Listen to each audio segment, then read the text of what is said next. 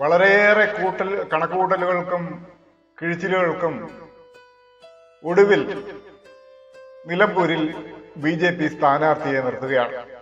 സ്ഥാനാർത്ഥിയെ നിർത്തുന്നില്ല, നഷ്ടക്കച്ചവടമാണ് എന്ന് രാജീവ് ചന്ദ്രശേഖർ മുൻപ് പറഞ്ഞിരുന്നു. BJPയുടെ തീരുമാനം അതായിരുന്നു. പക്ഷെ വീണ്ടും മത്സരം കടുക്കുമെന്നായപ്പോൾ ഇത്രയും നാളത്തെ BJPയുടെ പരിശ്രമങ്ങളെല്ലാം നഷ്ടപ്പെടുമെന്ന് തോന്നിയപ്പോൾ BJPക്കാർ, നിലമ്പൂരിലുള്ള BJPക്കാർ ഇനി എവിടെ വോട്ട് കുത്തും എന്നൊരു ചോദ്യം ഉയർന്നപ്പോൾ ഒടുവിൽ BJP നിലമ്പൂരിൽ സ്ഥാനാർത്ഥിയെ നിർത്താനുള്ള തീരുമാനമായി. അഡ്വക്കേറ്റ് മോഹൻ രാജാണ് BJPയുടെ സ്ഥാനാർത്ഥിയായി തിരഞ്ഞെടുക്കപ്പെട്ടിരിക്കുന്നത്. നിലമ്പൂർ ഉപതെരഞ്ഞെടുപ്പിൽ BJP സ്ഥാനാർത്ഥിയായി അഡ്വക്കേറ്റ് മോഹൻ രാജ് മത്സരിക്കാനുള്ള തീരുമാനം ഉറപ്പായ സ്ഥിതിക്ക് മുൻ കേരള കോൺഗ്രസ് അംഗമായിരുന്ന മോഹൻ രാജ് അല്ല, മോഹൻ ജോർജ് ആണ്.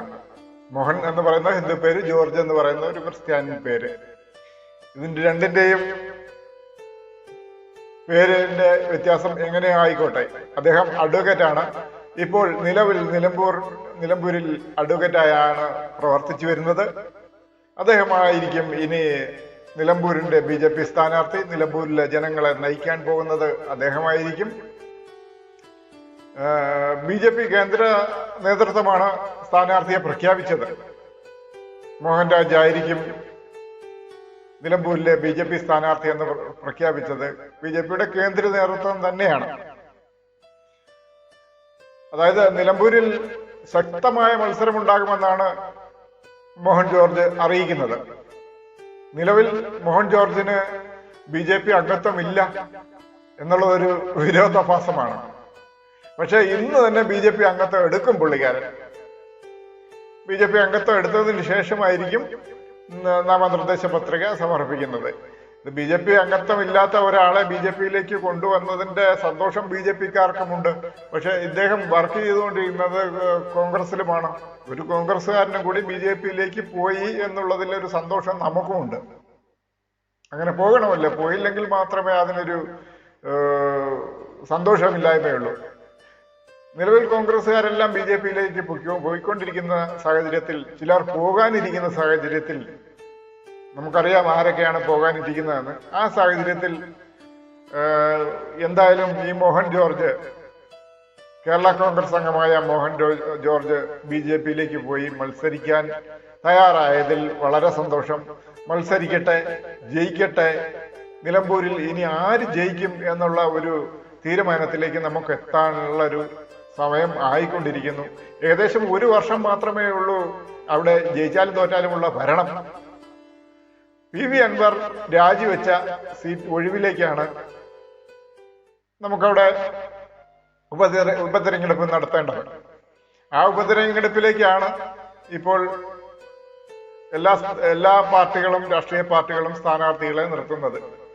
കഴിഞ്ഞ പ്രാവശ്യം PV അൻവർ സ്വതന്ത്രനായിട്ട് LDFന്റെ പിന്തുണയോടുകൂടി അവിടെ ജയിക്കുകയാണ് ഉണ്ടായത്. നിലമ്പൂരിൽ PV അൻവറിനെതിരെ നമ്മുടെ ആര്യാടൻ ഷൗക്കത്ത് തുച്ഛമായ വോട്ടുകൾക്ക് തോൽക്കുകയും ഉണ്ടായി. വളരെ തുച്ഛമായ വോട്ടുകളാണ് PV അൻവറിന് ജയിക്കാൻ ഉള്ള സാഹചര്യം ഉണ്ടാക്കി കൊടുത്തത്.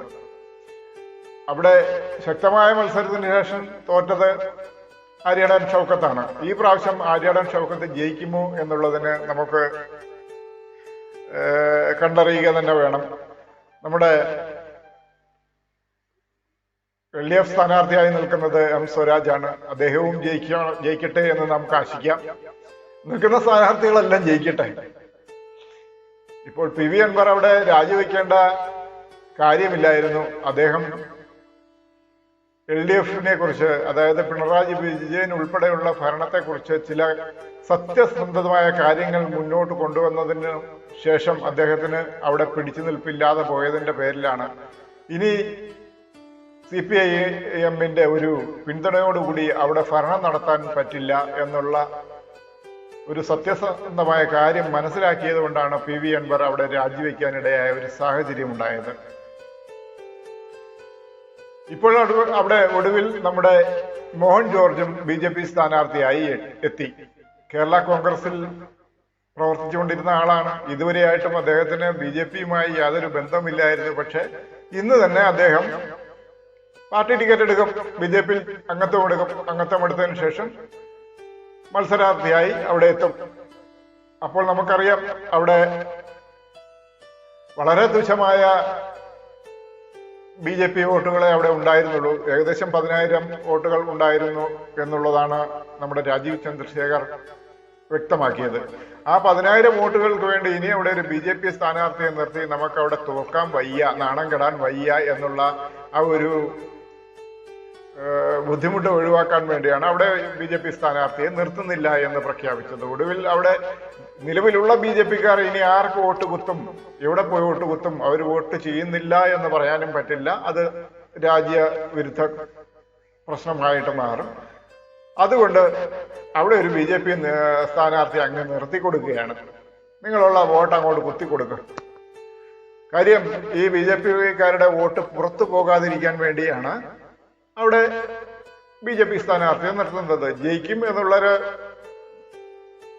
കാര്യത്തിൽ നമുക്കും ഉറപ്പില്ല, ഈ വോട്ട് ചെയ്യുന്നവർക്കും ഉറപ്പുണ്ടാവാൻ സാധ്യതയില്ല. ഇനി PV അൻവർ എവിടെ നിന്നാലും ജയിക്കുമോ എന്നറിയില്ല. തൃണമൂൽ കോൺഗ്രസിന്റെ ചായ്വോടുകൂടി അദ്ദേഹം അവിടെ മത്സരിക്കാൻ ഒരുങ്ങുകയാണ്. ഇനി ഒരിക്കലും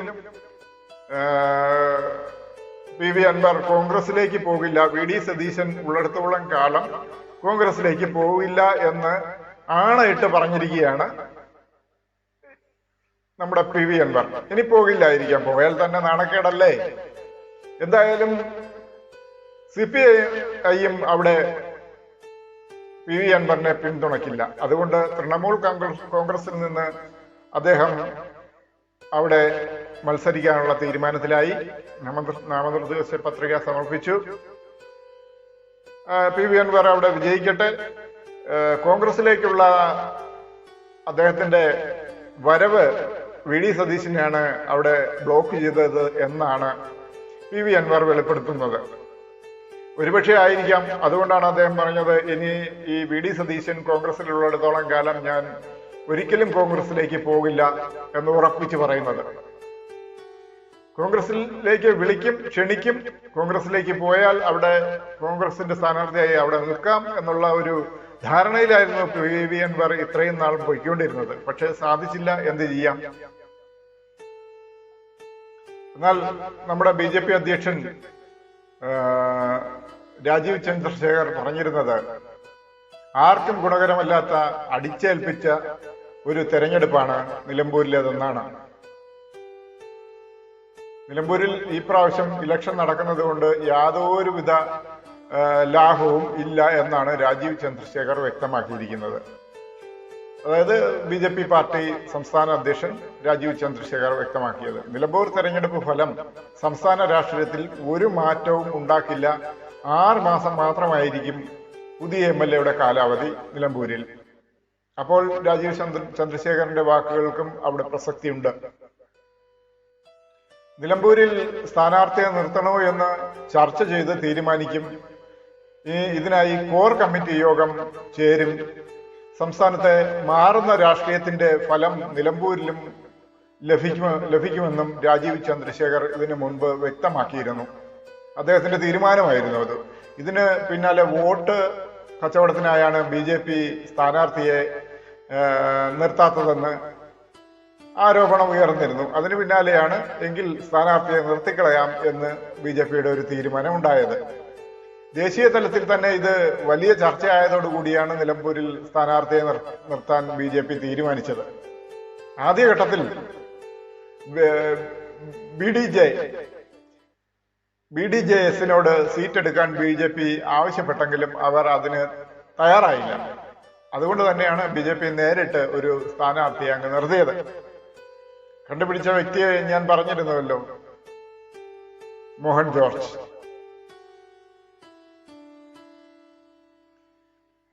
അപ്പോൾ ഇനി ബാക്കിയുള്ള 1 വർഷമോ 6 മാസമോ അവിടെ ജയിക്കുന്ന ഏത് പാർട്ടിയായിരുന്നാലും ആ സ്ഥാനാർത്ഥി അവിടുത്തെ MLA ആയി അവിടെ എന്ത് മാറ്റങ്ങൾ കൊണ്ടുവരാനാണെന്ന് നമുക്ക് കണ്ടറിയാവുന്നതേയുള്ളൂ.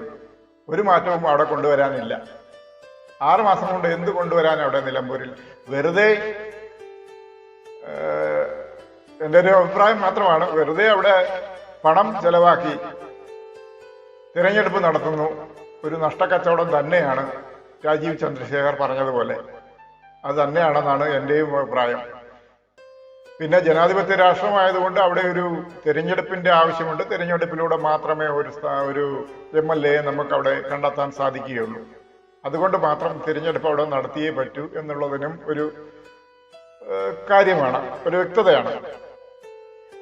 അങ്ങനെ ഒരു തിരഞ്ഞെടുപ്പ് രാജ്യത്ത് നടത്തണമെങ്കിൽ കോടിക്കണക്കിന് രൂപയുടെ ചെലവ് എന്തായാലും ഉണ്ടാകും. അതെല്ലാം രാജ്യം, നമ്മുടെ കേരള സർക്കാർ വഹിക്കുക തന്നെ വേണം. അതിൻ്റെ എല്ലാം ചെലവുകൾ നമ്മുടെ പൊതുജനങ്ങളുടെ കീശയിൽ നിന്ന് തന്നെ അങ്ങോട്ട് അവർ പിടിക്കും എന്നുള്ളതിന് യാതൊരു മാറ്റവുമില്ല. അപ്പോൾ ഈ പണമെല്ലാം നമ്മൾ തന്നെ ചെലവാക്കി നമുക്ക് വേണ്ടി ഒരു പ്രതിനിധിയെ നമ്മൾ തിരഞ്ഞെടുക്കുമ്പോൾ ആ പ്രതിനിധി ആർക്ക് വേണ്ടി നിൽക്കണം എന്നുള്ളതും നമ്മൾ തന്നെ തീരുമാനിക്കണം.